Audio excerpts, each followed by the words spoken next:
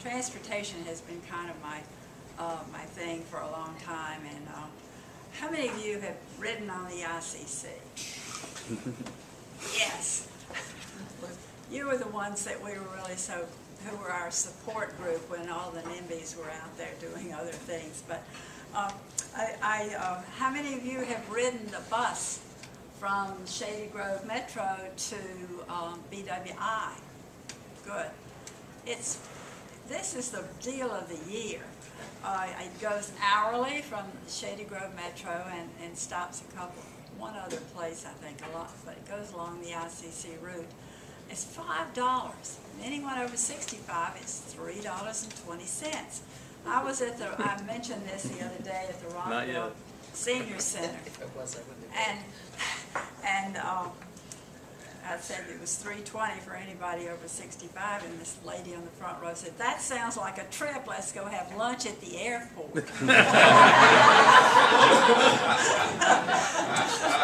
But if you stop and really think about it, if you're going to Baltimore City, you can take this bus to BWI and get the shuttle over to the light rail and go right in. So that's my transportation tip of the day. But this is really this is your tax dollars at work, and I hope more people will be taking advantage of it so we can keep it. I wanted to show you a couple of things that we get. This is the 90-day report, a review of the 2012 legislative session. These were all the issues that were anticipated to be dealt with, and it's all on the internet. So if there are issues that you're interested in, I wanted to mention that because I think that's a really important thing. There'll be a couple of supplements to that as well. Yes, there will, and corrections. Yes, big deal. But on the Judicial Proceedings Committee, I'm specializing in things like human trafficking. And you know, when I first mentioned this to groups a few years ago, they thought, "What is that?" And but it's alive and well here, and unfortunately, and our local police have really been on the lookout for this lately, and they're finding people who are picking up these young girls, getting them wherever. Sometimes they're new immigrants, but other times they're just somebody who's looking, maybe a girl who seems to be vulnerable, and she gets caught up in this thing, and these traffickers are really this is serious, and there's a lot of it going on.